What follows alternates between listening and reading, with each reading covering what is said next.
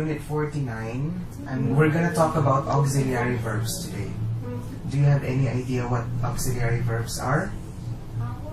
What are auxiliary verbs? Help and helping verb. Okay, very good. So auxiliary verbs are not really common. I mean, it's not really a common expression that we use. However, for most of the teachers, we use the expression helping verbs because they're easier to understand. Okay? So if you can hear, for example, your teachers say the word auxiliary verbs, actually they're talking about helping verbs. Okay? So we say auxiliary verbs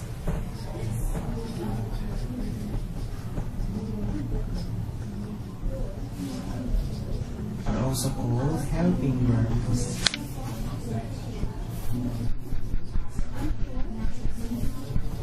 Okay, and yesterday I already explained to you the different uses of auxiliary verbs. What did I say?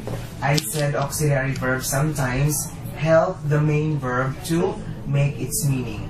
So auxiliary verbs can have two different functions. The first one is it helps create the time. So sometimes it tells you if, for example, the sentence is in the present, in the past, or in the future. And sometimes your auxiliary verbs can also help the main verb to make its own meaning. So that's the purpose of modals, for example. So you have your can and your must for examples. So can and must are also examples of helping verbs. Correct? So what's the meaning of can, for example? Ability. Very good. Okay, so can has the meaning of ability, must has the meaning of responsibility. Okay, so these are helping verbs, and they also help create the meaning of your main verb. Understand? I also explained to you the 4 families of helping verbs last time. We have MR is the V family. Okay, good. the verb, and have has had. Okay, what else? Do the state. And the last one we have Have. modals. Very good. Okay, it's a very good. It's a good thing that you still remember those. Okay, so we will discuss right now the different uses of helping verbs. We're gonna start with the first lesson there. Okay, so I was telling you something about ellipses yesterday. So I said one of the uses of helping verbs is for using or for making sentences which makes use of ellipses. Can you remember ellipses? Baby. Okay, I will try to explain. Ellipsis happens because Americans sometimes they're very lazy to speak.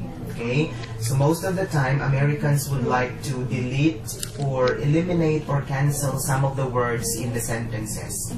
Okay, so ellipsis happens, and usually if you have ellipsis, what happens is you just use a subject and a helping verb after. So for example, in the sentence given there, have you locked the door? So for example, another person asks you, have you locked the door? And you say, yes, I have. Now, if you've noticed, the other person already said, have you locked the door? And if you say, for example, yes, I have locked the door, you will sound stupid, right? Because you just repeated everything that he said. So sometimes, to avoid being stupid or sounding stupid, we normally use just ellipsis. So that's why the person just said, yes, I have. So you don't have to repeat everything that he said because he already said it. Okay? So that's the first use of your helping verbs. Understand? Okay, let's try to read the second example. George was working, but James was. Okay, if we have to complete the sentence, what's the whole structure of the sentence? George was working, but James was working. Okay, but Janet was working. But again, just like what I said, we don't have to repeat the word working because we already said it in the first part of the sentence. Understand? Okay. Sometimes if we have the simple present and the simple past, of course we have to use do, does, and did. Especially when we are trying to answer some questions. For example, do you like onions? Yes, I do. Oh, you don't have to say again, yes, I like onions. You don't have to repeat everything that you've said already. Okay? So that's for simple past. So you need to be careful with your subject. Again, plural subject, we need to use Do, okay. Singular subject, we have to use does. Okay. And sometimes, of course, when we try to talk about the past, we have to use very good. Okay, questions? None. Okay, what else? Next, you can also use auxiliary verbs when you want to deny what somebody says. What's the meaning of deny again? You forgot. Okay. Deny means, like example, you want to tell the person that what he's saying is not true. Okay, so for example, the person is telling you something and you want to say that, oh, it's not true, so you are trying to deny the thing. Is it reject? Reject means saying no. Deny means, example, you told me, Teacher Fernan, you went to the club last night, right? I saw you. But I did not went there. So I did not go there, I mean. So I would like to deny what you said. I say, no, I haven't been to the club last night. Understand? So sometimes your auxiliary verbs can also be used for denying some things. For example, the person said, you are sitting in my place. What should you say? No, I'm not.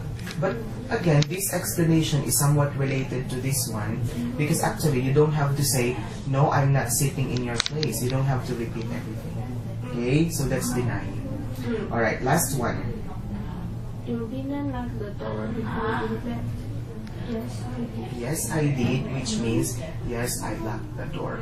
So again, auxiliary verbs can sometimes be used for denying something. Understand? Okay, questions? Okay.